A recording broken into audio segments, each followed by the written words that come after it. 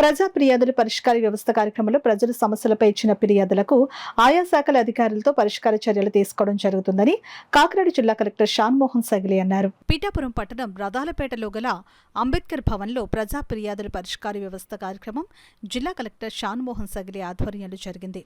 ఇందులో భాగంగా ప్రజలు తమ తమ సమస్యలపై ఫిర్యాదులు పరిష్కారం కోరుతూ వినతి పత్రాలు కలెక్టర్ షాన్మోహన్కు అందజేశారు. AP TIDCO chairman Vemulapati Ajay Kumar, Janasena party Pithapuram incharge Bareddy Srinivas హాజరై నియోజకవర్గంలోని పలు సమస్యలను జిల్లా కలెక్టర్ దృష్టికి తీసుకుని వెళ్లారు. ఇటీవల భారీ వరదల కారణంగా అపార నష్టం వాటిల్లిన పిఠాపురం మండలం మాధవపురం గ్రామంలో సుమారు 50 మంది బాధితులకు ప్రభుత్వం ఇచ్చిన నష్టపరిహారం ఎప్పటికీ అందలేదని, వారికి కూడా పరిహారం అందించి న్యాయం చేకూర్చాలని కోరుతూ బాధితులతో కలిసి జనసేన నాయకుడు జ్యోతుల సతీష్ కలెక్టర్కు వినతిపత్రం అందించారు. అలాగే ఏలేరు ఆధునీకరణ ఫేజ్ 2 పనుల్లో భాగంగా పిఠాపురం మండలం రాపర్తిలో రైతుల నుంచి తీసుకున్న భూములకు సంబంధించి నేటికి రైతులకు పరిహారం ఇవ్వలేదని, వెంటనే ఆ పరిహారాన్ని రైతులకు ఇప్పించాలని కోరుతూ ముప్పుడి నారాయణ రెడ్డి రైతుల తరపున వినతిపత్రం అందించారు. కాకినాడ జిల్లాలో పలుచోట్ల తాను చేపట్టిన ప్రభుత్వ అన్నా క్యాంటీన్ల నిర్మాణ పనులకు సంబంధించిన సొమ్ములు తక్షణం విడుదల చేసి తనకు ఇప్పించి ఆదుకోవాలంటూ ప్రముఖ కాంట్రాక్టర్ సోరవరపు దివానం జిల్లా కలెక్టర్ షాన్మోహన్ సగిలికి విన్నవించుకున్నారు. అలాగే కొత్తపల్లి మండలం కొమరగిరిలో రామాలయ నిర్మాణానికి నిలిపివేసిన 10 లక్షల రూపాయల ప్రభుత్వ నిధులను వెంటనే విడుదల చేయించాలని, మాజీ ఎంపీటీసీ నూకరాజు కూటమి ప్రభుత్వం తమను తిరిగి విధుల్లోకి తీసుకోవాలని, తమకు ఇస్తామని చెప్పిన నెలకు 10,000 రూపాయల వేతనాన్ని ఇప్పించాలని వాలంటీర్లు పిఠాపురం పట్టణంలో శ్రీపాద శ్రీవల్లభ స్వామి గుడి పరిసరాల్లో అడ్డు అదుపు లేకుండా నిర్మిస్తున్న అక్రమ భవనాలపైన గత ప్రభుత్వంలో పేదలకిచ్చిన పట్టాలకు స్థలాలు కేటాయింపుకు చర్యలు తీసుకోవాలని సిపిఐ జిల్లా నాయకుడు సాక రామకృష్ణ జిల్లా కలెక్టర్కు వినతి పత్రాలు సమర్పించారు. కార్యక్రమంలో కాకినాడ ఆర్టీఓతో సహా పలువురు జిల్లా ఉన్నతాధికారులు, పిఠాపురం నియోజకవర్గంలోని అన్ని ప్రభుత్వ శాఖల అధికారులు, సిబ్బంది పాల్గొన్నారు. నేను సూపరింటెండెంట్ ఇంజనీర్ కూడా అడగడం జరిగింది. ఆయన ఈఎల్సీ గారిని చీఫ్ ఇంజనీర్ గారిని అడుగుతా ఉన్నారు.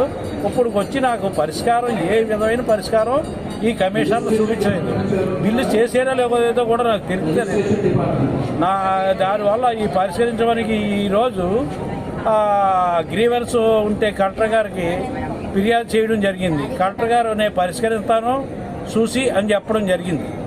కలెక్టర్ గారు విన్నవించుకునేది ఏమంటే నాకు న్యాయం చేయవలసిందిగా కోరుచున్నాను. గత ప్రభుత్వంలో కూడా 2 కోట్ల చిల్లర బిల్లు ఉండిపోయాయి. ఈ ప్రభుత్వం కూడా సేమ్ అదే పాలసీ నడుస్తుందని నా అభిప్రాయం. భారీ వరదల వల్ల మా గ్రామంలో అపార నష్టం జరిగింది. అలాగే పొలాలు మునిగిపోయి, ఇల్లు కూడా మునిగిపోయి, వరదంతా కూడా గ్రామానికి చేరడం వల్ల మొత్తం అంతా కూడా ప్రభుత్వం వెంటనే స్పందించి వాళ్ళకి మెరుగైన సదుపాయాలు అందించి రైతులకి డబ్బులు వేయడం జరిగింది. అలాగే మునిగిపోయిన ఇల్లు కూడా 10,000 చొప్పున వేయడం జరిగింది.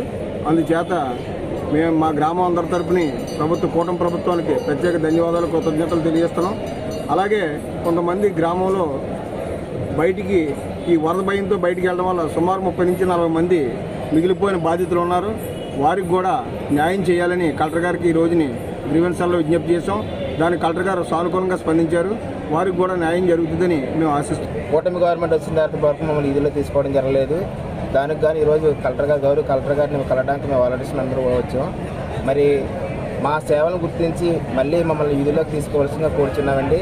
అలాగే మాకు గౌరవవేతనం ఏదైతే ఉందో అది 4 నెలలు పెండింగ్ ఉన్నాయి. ఇవి కూడా మాకు ఇచ్చి మా వాలంటీర్లు అందరినీ కూడా ఆదుకుంటారని మేము కోరుకుంటున్నాం. అలాగే ఎన్నికల ప్రసారంలో 10,000 హామీ ఏదైతే ఉందో ఆ హామీని నెరవేర్చి 10,000 రూపాయలు చేసి మళ్ళీ మమ్మల్ని విధుల్లోకి తీసుకుంటారని మరి గౌరవ ముఖ్యమంత్రులు మన చంద్రబాబు నాయుడు గారిని, ముఖ్యమంత్రులు మన పవన్ కళ్యాణ్ గారిని కోరుకుంటున్నామండి. మా వాలంటీర్ తరఫున ఈరోజు మరి కలెక్టర్ గారిని కలవడం జరిగింది.